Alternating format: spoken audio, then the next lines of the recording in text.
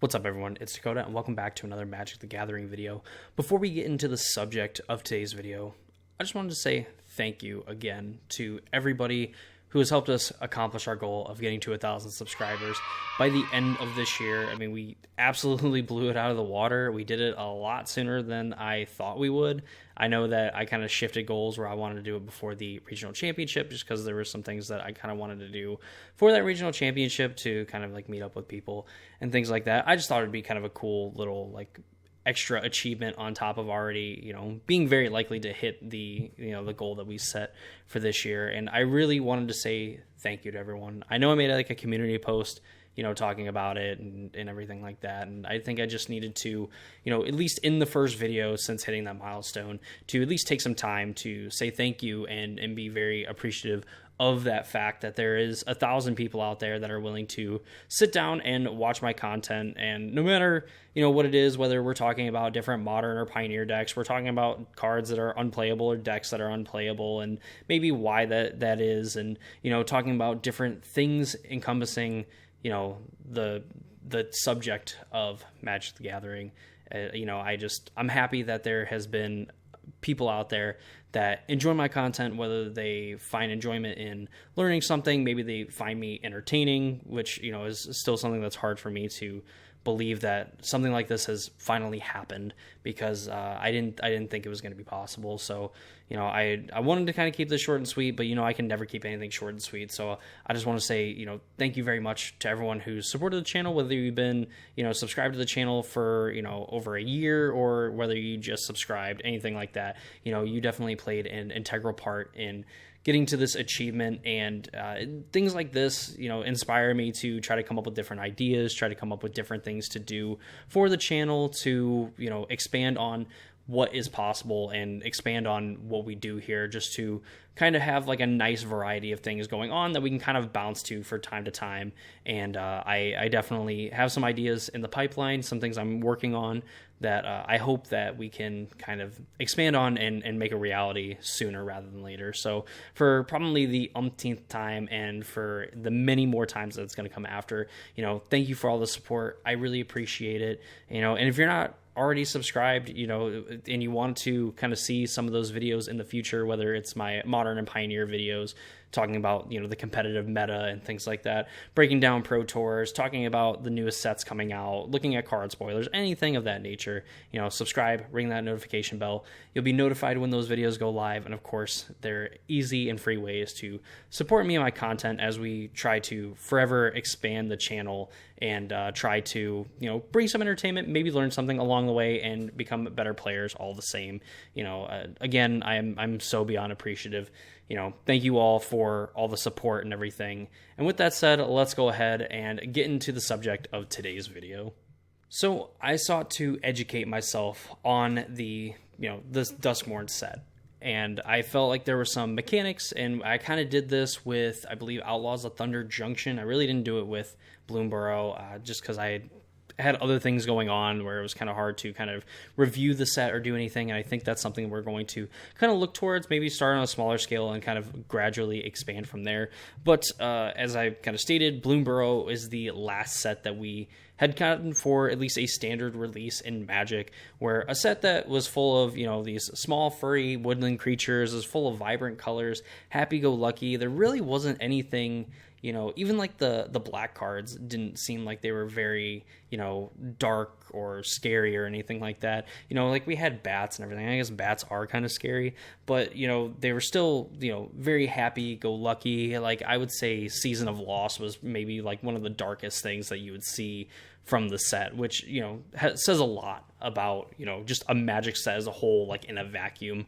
And Duskmourn is the complete opposite, where I think the only similarities you could make between Duskmourn and Bloomborough is the fact that they're probably both printed on the same cardboard. So, like, Duskmourn definitely dives into this horror trope, deeply. That's basically the premise of the set. The whole plane of Duskmourn is essentially one giant haunted house with different rooms that shift constantly, where, you know, 1 minute you could be, you know, in a setting that's kind of like The Shining, and then going into something like Texas Chainsaw Massacre and things like that, or eventually like The Ring, you know, not the One Ring. Don't get scared. Just stay with me here. All right. But like those art styles, I think, are conveyed very well. Like we've seen cards in creatures that kind of look like iconic horror characters, kind of like Hellraiser. We have a card that is directly, you know, related to, like, well, not even related in that way, but, you know, reminds me of like the twins from like The Shining, and even some real fears in life. Like there's like the fear of lost teeth, the fear of infinity, and things like that, just directly in name as well, that, you know, really kind of show off the theme and the aesthetic that they're trying to go for in this set. And I absolutely love that. I'm not necessarily like a horror buff, if you will. I'm not going to watch, you know, different scary movies. I'm not going to go out to like haunted houses or anything like that. Not a thing that like I actively choose to do, but it's something I enjoy, like when the occasion comes up and the situation comes up where I am able to actually kind of enjoy that. Just because I think like the horror aesthetic is, at least for me, a lot more pleasing to look at in like kind of a fantasy-esque setting than, you know, something like a Bloomburrow or like an Outlaws of Thunder Junction, even though I do kind of enjoy me a cowboy hat a time or two. So in kind of line with that, I think a lot of the mechanics in the set as well kind of fit into what Duskmourn is trying to portray. We're going to be going over different cards that have the different mechanics and kind of explaining how they work to the best of my ability. I am prone to making mistakes. If you've been around for a hot minute, you know that that is something that I definitely do. But at least for the coming weeks where we're going to have more spoilers on the set, I would like to say that we probably got like a lot of the heavy hitters. I know I'm going card by card.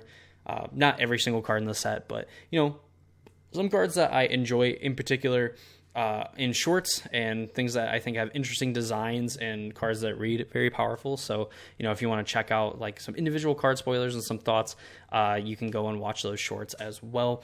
But with all that said, and kind of setting the tone for what to expect in Duskmourn, let's go ahead and look at some of the cards that kind of show off some of these mechanics and explain kind of why these mechanics kind of fit for the set and everything. So let's go ahead and take a look at our first new card that is going to show off a new mechanic for Duskmourn. So Overlord of the Hauntwoods is a 5-mana 6/5 enchantment creature avatar horror. Whenever Overlord of the Hauntwoods enters or attacks, create a tapped colorless land token named Everywhere that is every basic land type. And it has the new mechanic Impending 4. So for 1, a green and a green, if you cast a spell for its impending cost, so you do cast a spell when you cast it for its impending cost, it enters with 4 time counters, and it isn't a creature until the last is removed. At the beginning of your end step, remove a time counter from it. So you pay 3 mana for this. It enters the battlefield. It is essentially an enchantment. It is not a creature. It's essentially a 5 mana enchantment. It's not any of those like creature statistics, and then when it enters, you're going to create a tapped colorless land token named Everywhere that is every basic land type. And then when you remove that last counter from Overlord of the Hauntwoods, it ends up becoming a 6/5 creature that, when it attacks, it's going to be able to do its thing.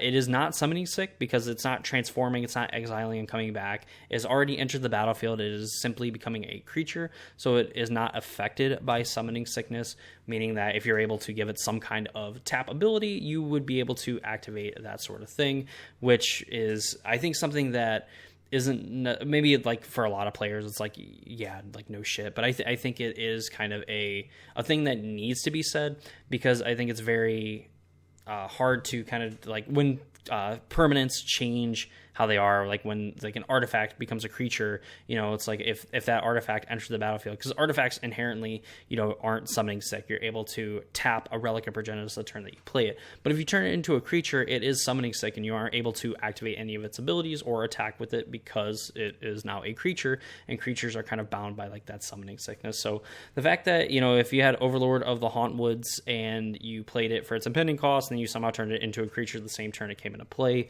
it would be summoning summoning sick, but any turn after that, and even when the last impending counter is removed, it does become a creature.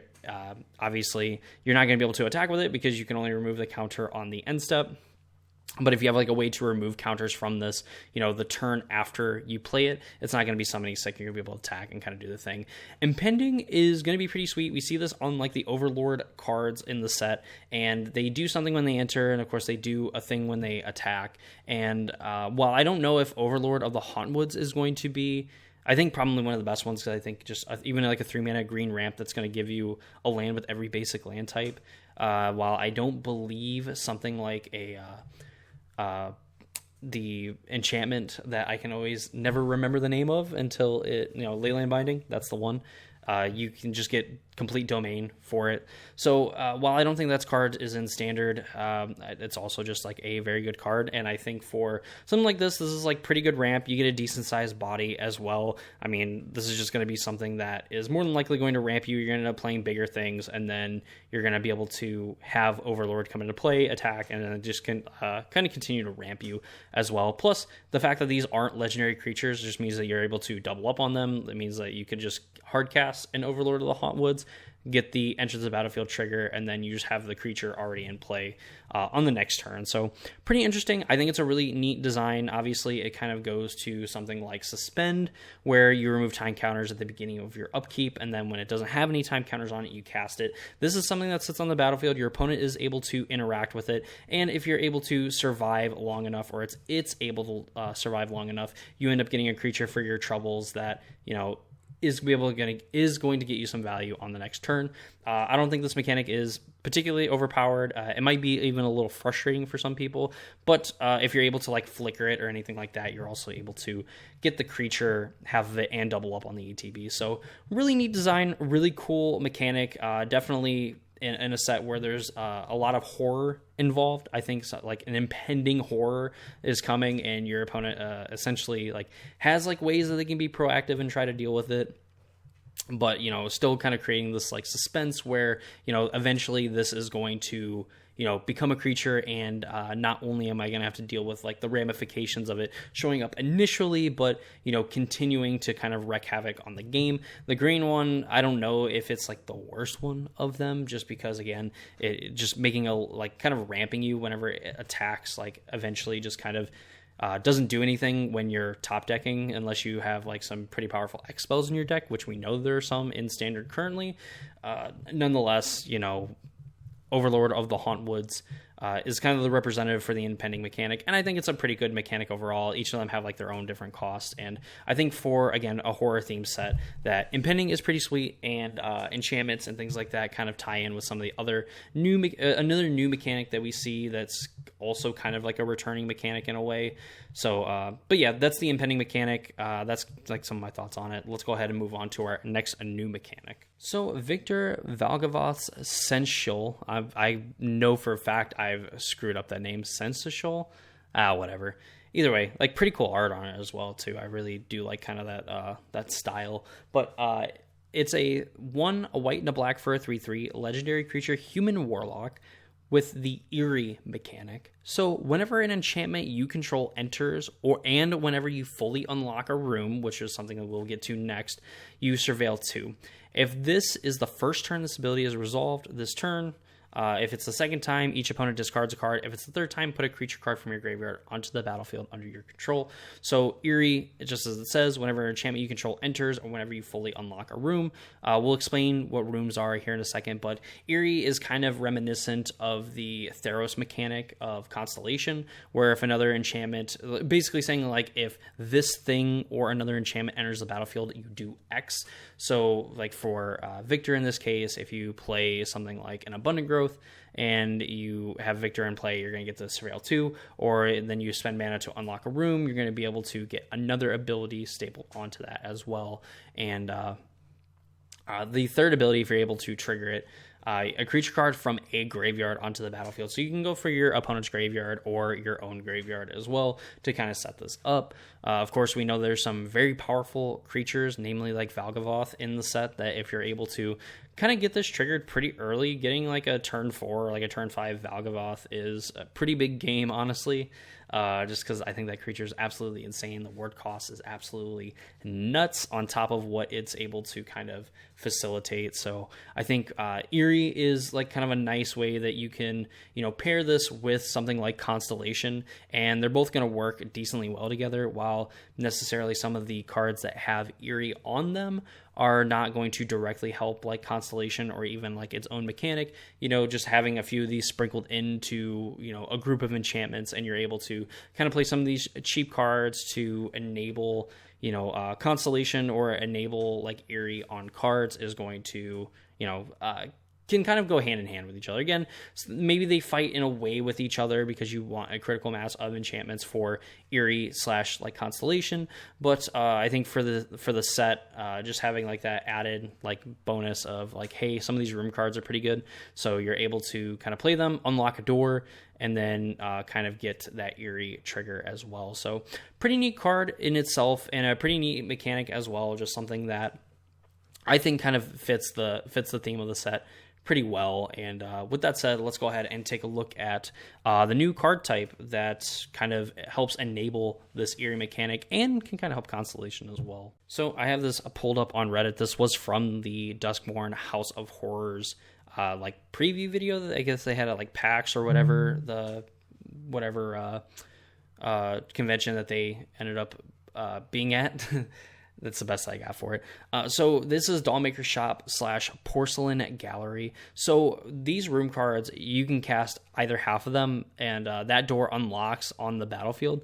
And as a sorcerer, you may pay the cost of a locked door to unlock it. So as an example, if you play Dollmaker Shop, so for 1 and a white, you have this enchantment come into play, and it's unlocked, meaning that if you paid for a Dollmaker Shop, whenever one or more non-toy creatures you control attack a player, create a 1/1 white toy artifact creature token. So if you pay that cost, this is like the ability that you get. And then later you can cast Porcelain Gallery, or rather like pay that cost to then unlock that door, granting you access to the ability of creatures you control have base power and toughness equal to the number of creatures that you control.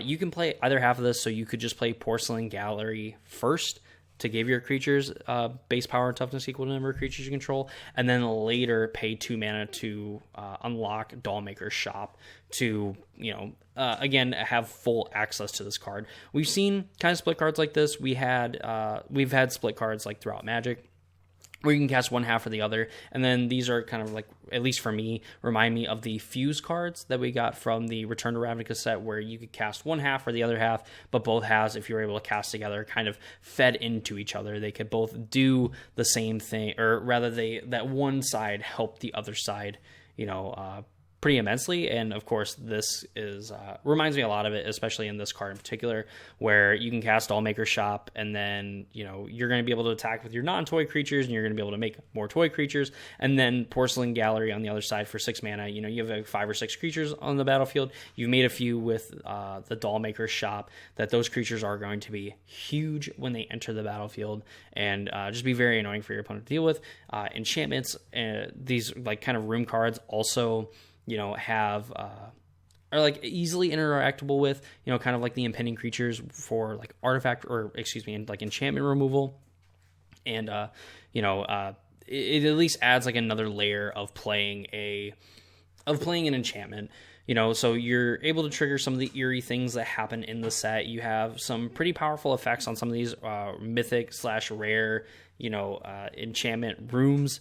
And just having something that you can then sink your mana into later, or something that you could like ramp into and play just one half of it, and then you can kind of ignore the other half if you don't need it. Or, again, just kind of like the talents where, when you have mana available to you, you can then pay mana to do that, and definitely gives you something to do on your turn rather than maybe having to leave up mana and either doing nothing or potentially kind of getting blown out by your opponent. There's just some extra decisions that get made when it comes to cards like this, where you can only do these as sorcery, which I think is perfect, because again, it just kind of incentivizes you that you have to make a decision now. It's like, okay, well, I have the mana available. Do I do this now? Do I leave up the spell? What do I do? And it obviously makes you commit one way or another, instead of just like, well, if I don't have to cast my removal spell on my turn, I can then unlock the Porcelain Gallery Or, instead I have to make the decision of I can unlock the gallery now, but then when my opponent plays like a creature, I have to wait until my turn and then I can't do this, or whatever the case may be,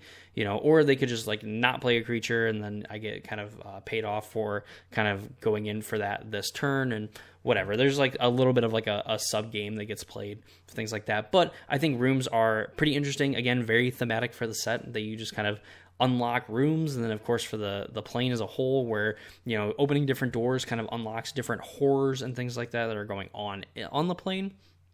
That I think something like this is, again, very fitting of like a theme for the set, but then also is just like a very interesting thing to do, because again it's kind of expanding on like a card type where traditionally we really wouldn't see something like this, and they're really kind of pulling out all the stops to get some of these things rolling and expanding what is possible on the existing card types that we have in Magic. So really cool stuff. I'm a pretty big fan of like rooms. I can't wait to see what the rest of the rooms are, if we end up getting some like uncommon or common rooms. I don't know if as I'm recording this, if there's any ones that are spoiled that are of lower rarity, but nonetheless a pretty cool way of again, expanding what is possible with a card type as well. So with that said, I think that does it for some of the new mechanics. We do have some returning mechanics to the set as well that fit onto plenty of different cards. So let's go ahead and take a look at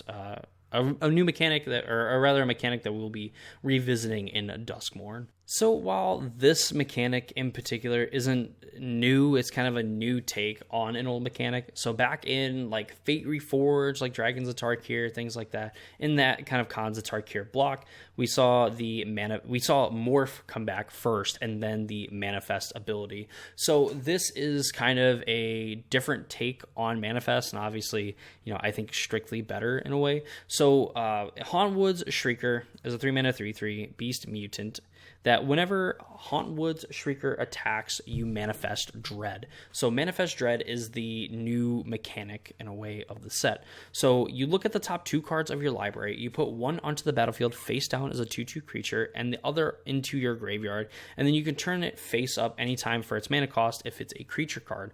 So in the old like manifest, you just would take the top card of your library, put it into play. It'd be a 2/2, and then you could turn it face up anytime for its mana cost, or if it had like a morph ability or mega morph, whatever, you could pay that cost. And I believe it goes the same for something like this. If it has like that alternate cost to turn it face up, you're able to do so. This obviously being a little bit better because you're going to get to look at 2 cards. You're going to be able to pick one of them, so you're more likely to hit a creature rather than just having, maybe like a basic land as like a 2/2 creature, which obviously a basic land being like a 2/2 creature is going to be kind of a level up from what it could be in a lot of scenarios. But nonetheless, you have the ability to put a creature face down and then eventually turn it face up later. You don't really get any of the enter the battlefield triggers from it, so it's like kind of a way that you nerf the creature in a way. Is like, yeah, you have access to it, it is on the battlefield, is essentially like an extra card in your hand that you have access to. You just don't get any powerful ETB triggers, which can be kind of sad sometimes. And then this card in particular, you can pay 1 and a green, reveal target face down permanent. If it's a creature card, you may turn it face up. This is something that you can use as well, like to check out like some of your opponent's face down creatures. So if it's a creature, you may turn it face up. So if you look and you see that your opponent has like you can look at their face down creature, it's like, oh, like that is actually a creature, like I'm not going to turn it face up. Or rather, you can target your own things, and then you can reveal it, and then you can decide if you want to turn it face up or not.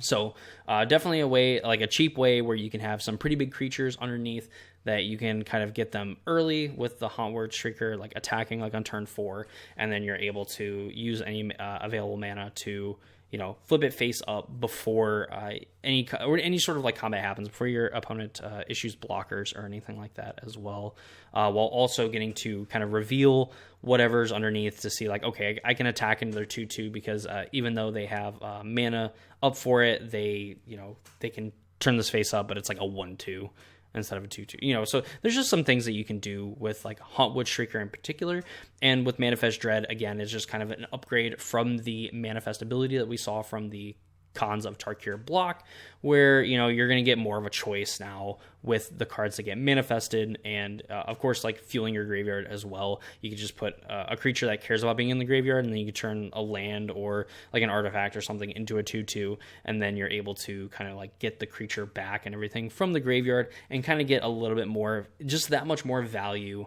from this mechanic. So really neat, really cool to kind of see this kind of mechanic return, just because there's a lot of like crazy and stupid games where you just see people like manifesting like huge amounts of cards, and I think that this is kind of like a better way to kind of stop players from being able to do it a lot more, just because now you're looking at 2 cards and you're forcing to do something with 2 cards rather than 1. So I don't think we're going to see battlefields that have like, you know, 5, 10, 15 manifested cards like on the battlefield and like no end in sight. So you know, I am fully prepared to eat those words, but Homewood Shrieker, really good card. The Manifest Dread ability, I think, is also a really interesting mechanic as well, that definitely has some potential to be pretty good, depending on what cards we kind of see and what cards that we end up getting once the set is fully spoiled. But that's kind of a returning-ish mechanic, kind of like Eerie in a way. But this one is directly a full-blown like returning mechanic, and I think fits very well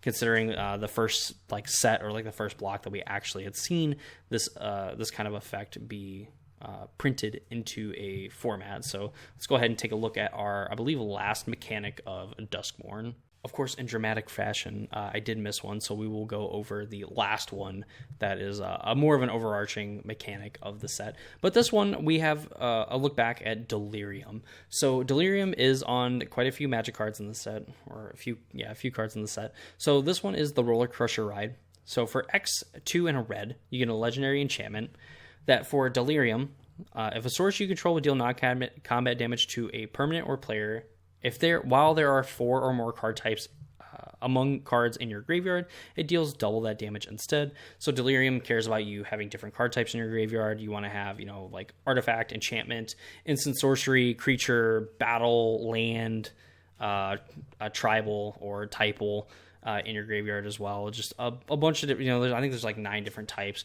If you have 4 of them in your graveyard, you are able to get kind of a bonus effect, or just in general a favorable effect on cards for you, except for like Mind Rack Demon for some reason. Like if you didn't have Delirium, it just dealt damage to you, so you didn't actually get like necessarily a benefit. It just wouldn't deal damage to you if you ended up playing it early.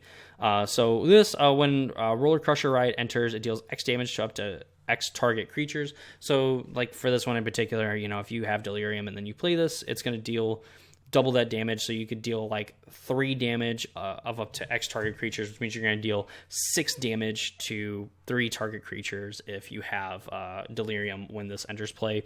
So Delirium we saw in the kind of the Shadows over Innistrad block way back when, as kind of like the graveyard themed mechanic of the set. Of course, we had Flashback as a thing that you could do in the original like Innistrad, and of course we have Madness, and Delirium is just a really cool mechanic. I think Delirium is not something that's like really underutilized. I mean, we do see it occasionally show up on some things, and there are some mechanics in the set that kind of show up as like a 1 or a 2 off, but aren't really, you know, the main driving mechanics of the set. They're just kind of, you know, these things that I think fit like certain cards, but they don't necessarily fit the aesthetic of the set. And I think Delirium is the perfect one to kind of bring back in this style of set, where you are kind of like these horrors, and of course like the graveyard is, I mean, the graveyard, that's like one of the, you know, big horror things, you know, I suppose, like, you know, Pet Cemetery, anybody, come on now.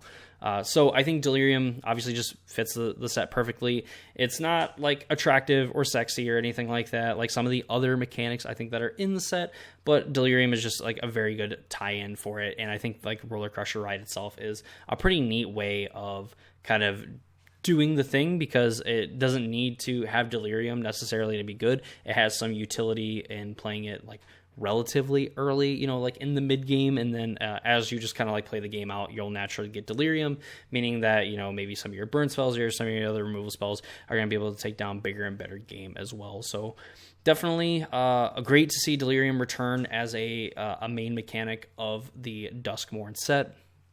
Roller Crusher Ride, I don't know if this card is going to see tons of play, but I mean, having a spell like this that you could like play on turn 3, it's going to sit on the battlefield, who cares? And then later on, you know, you could just play other copies of it, or even just hold on to the one copy you are playing until you can play like X equals 4, and then just absolutely just demolish your opponent's board state as well. So definitely interesting. Now we're going to look at the actual factual last mechanic of the set.